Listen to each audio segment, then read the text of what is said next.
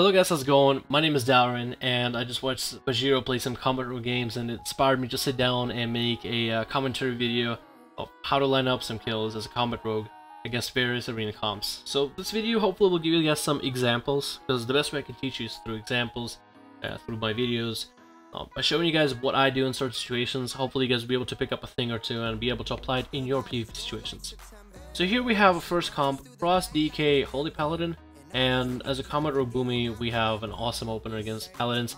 First of all, this team is really difficult because DKs aren't CCable and Paladins have so many outs, but I open up with Shadow Affliction, Integral, Mark for Death, Kidney, and then use Kicks and Gouges, but no big cooldowns to apply Pseudo Interrupt onto the Paladin.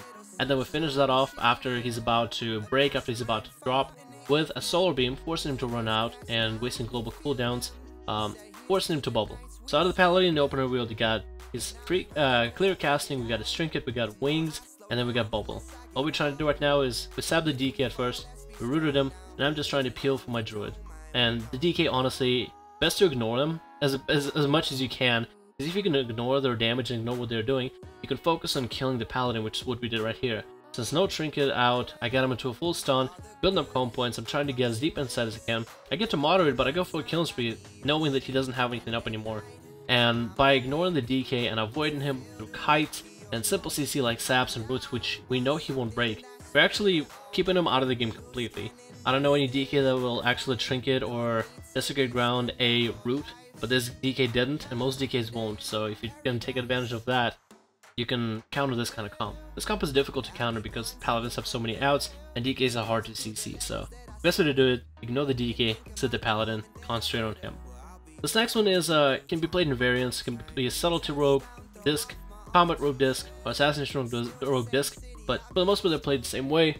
What we're trying to do is make sure that they don't get too much burst on pressure, trying to get Tyrga into bear form, and maybe have me get a Nerf Strike onto the Rogue in the opener. Most of these games don't last that long if I can get my full setup onto the Priest, but in this game I didn't get my setup, so it's one of those things where if you miss your chance to kill him in the opener, how do you line up a kill afterwards?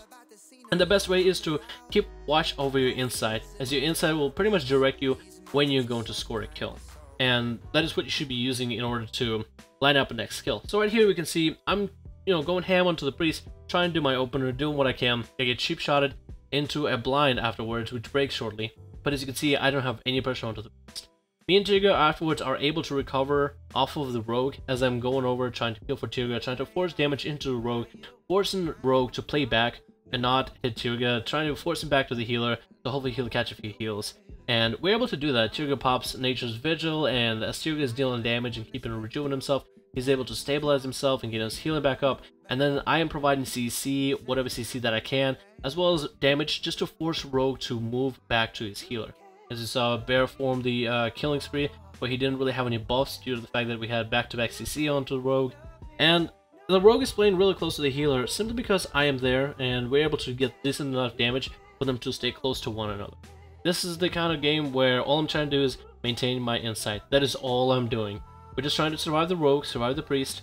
I'm just trying to sit on the Rogue so that he'll run back to the Priest and stay with him, but I'm maintaining my insight. You saw that I Sin Strike that Priest there just now, right before the clone, to maintain my insight. Because Kidney into Smoke Bomb, Killing Spree, I don't even need deep insight, I just need some damage through and through. That's all you can do once you mess up your opener, is to line up insight, line him up in a stun, get someone who doesn't have a trinket, and take him out when you can. This next game is a lot like the first game, except it has a mage, so there's a lot more CC on the other enemy team, but I do the same thing. I actually go a little more ham, but I do the same thing as the first game. Shadow Reflection, go road into Kidney, and then I use Cloaks and Vanishes to ignore the mage CC, using the Vanishes offensively afterwards, because then I generate 5 comp points. We tried to get the Paladin to force him to bubble, and we did. We got just about everything out of him except for clear casting, I believe. Or maybe we got everything, I'm not even sure anymore. This game was a while back. But as the Paladin started LOS and the Mage, we're trying to burst down the Mage, but it seems like they're gonna make a full recovery. So all I can do as a combat rogue is maintain my insight as best I can, keep Sinister Striking the Mage, and I'm going to play the Mediator kind of like I did with the last game. As I'm sitting on the Mage, I will see at one point just with how much consistent pressure I have, keeping up Feign so I don't take too much damage, get recuperated up in order to get healing, have a rejuve up on me so I can get some healing from Tyrga, and maybe slice and dice if possible, maintaining my insight and just trying to force the mage eventually back to his healer. We're going to use the fact that those two are away from one another and maybe get some CC as they're LOSing one another, forcing them back. And as these two get forced back, as you can see, the mage running back for his healer, trying to get some healing next to him, Solar Beam comes out. Now I'm in range to kick the paladin, I'm in range to stun him, I'm in range to silence him, I'm in range to gouge him. I can do anything I need to within paladin, so we can swap between paladin and the mage. And as I'm doing that, because I have this much pressure and this much CC onto targets, Tyrga is able to run around the pillar and get better lineups for CC. Most of the games you're going to play with a caster is the enemy is just going to avoid the damage by lining away from it, and avoid CC by lining away from the damage and CC from a caster. But as a rogue, all you can do is herd them like sheep, best you can, keep up the pressure. As you can see, the mage is like really low for most of the game. And all we're trying to do is just get as much damage as possible, hopefully, you know, just trying to finish him off as close as we can. We get the paladin into a clone, and we get the mage into a block as they go for a reset. We are really ahead, but we need to keep up this pressure. That is the only thing we need to keep doing. So, you know, if I can't hit the mage, I'm hitting the paladin. If I can't hit the paladin, I'm hitting the mage. And again, what I'm trying to do is be a mediator and to stand between one and the other, between the paladin and the mage.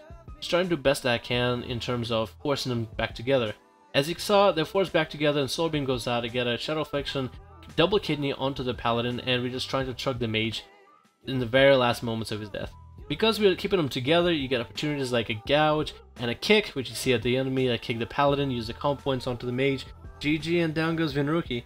That's another way you can really just counteract enemies, because you have so much sustained pressure and so much CC as a rogue and as a rogue boomy.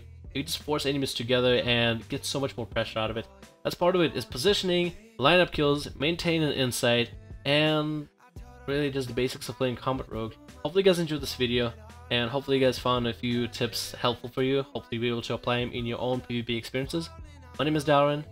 Hope you guys enjoyed. I'll see you guys in the next video.